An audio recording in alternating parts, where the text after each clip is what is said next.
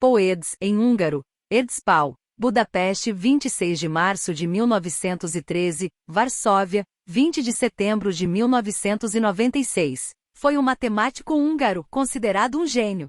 Extremamente prolífico e de notável excentricidade, publicou 1.475 artigos, alguns de extrema importância, o que é um número superior a qualquer outro matemático na história, trabalhando com centenas de colaboradores. Trabalhou em problemas de análise combinatória, teoria dos grafos, teoria dos números, teoria dos conjuntos, análise matemática e teoria das probabilidades. Biografia.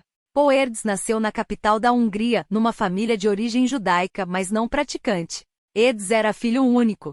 Os pais tiveram mais 2 filhas, mas elas morreram de escarlatina alguns dias antes de Paul nascer. Os pais eram professores de matemática, e Edes demonstrou desde cedo a aptidão para a atividade matemática. Aos 4 anos conseguiu descobrir sozinho algumas propriedades dos números primos. Em 1914, o pai, Lajos, foi capturado pelos russos num ataque às tropas do Império Austro-Húngaro, e passou 6 anos na Sibéria como prisioneiro. A mãe, Ana, excessivamente protetora por causa da perda das filhas, manteve Paul longe da escola durante a maior parte dos primeiros anos e foi contratado um professor para o ensinar em casa. Em 1920, Lajos Edes voltou do cativeiro e continuou a educação do filho em matemática e inglês. Apesar das restrições que existiam na Hungria impedindo os judeus de entrar na universidade, Edes conseguiu entrar em 1930. Recebeu o doutoramento em 1934. Os sentimentos antissemitas eram comuns na Hungria da década de 1930, e teriam levado Paul a sair do país. Foi fazer um pós-doutoramento em Manchester, Inglaterra. Em 1938 aceitou uma posição acadêmica em Princeton, Estados Unidos. Mas a administração considerou-o pouco convencional, e não lhe renovou o contrato. Foi por esta altura que Edes começou o hábito de viajar de campus para campus que caracterizou a sua carreira. Um incidente digno de nota ocorreu em 1941, em Long Island, quando Edes e outro matemático se envolveram numa discussão sobre uma questão da teoria matemática, e nenhum deles reparou que estavam perto de instalações militares. Foram presos por entrarem numa zona militar. Suspeito de espionagem, Edes ficou com registro no FBI. As contribuições de Edes para a matemática são numerosas e variadas. Mas não era um grande teórico, preferia resolver problemas. Acreditava que as sofisticadas teorias matemáticas não podem cobrir toda a matemática, e que há muitos problemas que não podem ser atacados por meio delas, mas que podem ser resolvidos por métodos elementares. Os problemas que mais o atraiam eram problemas de análise combinatória, teoria dos grafos e teoria dos números. Não resolvia problemas de qualquer maneira, queria resolvê-los de uma forma simples e elegante.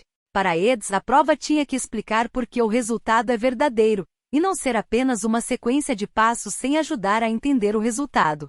Profissionalmente, Edes é mais conhecido pela sua capacidade de resolver problemas extraordinariamente difíceis.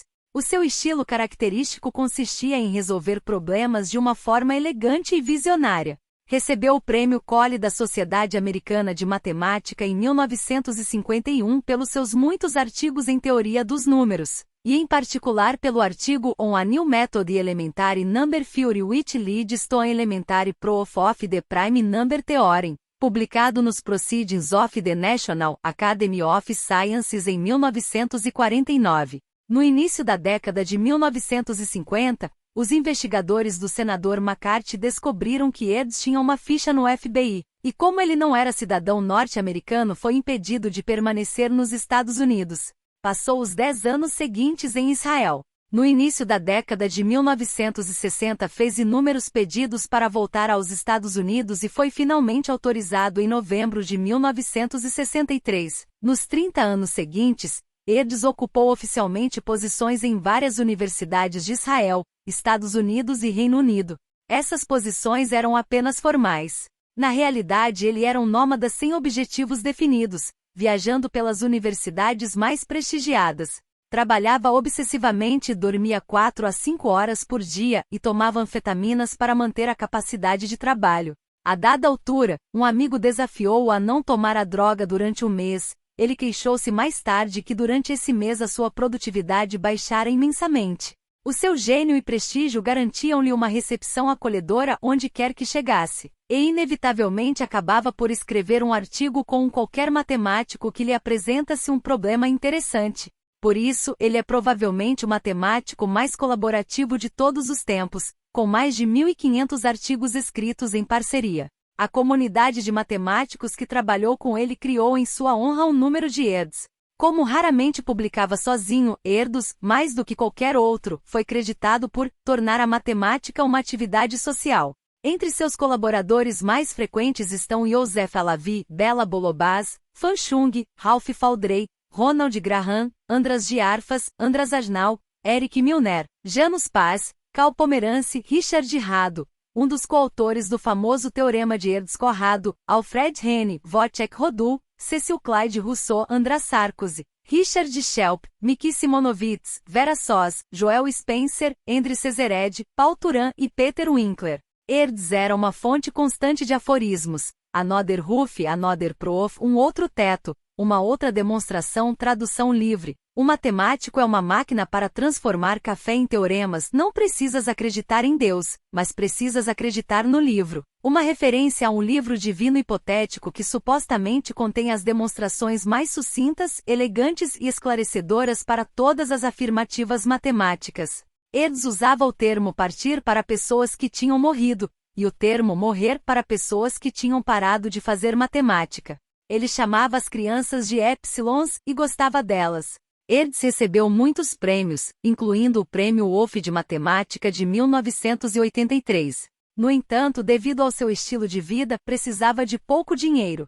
Por isso ajudou estudantes talentosos e ofereceu prêmios pela resolução de problemas propostos por ele. Morreu em Varsóvia, Polônia, a 20 de setembro de 1996 e foi sepultado no cemitério judaico de Rákos Kerestur.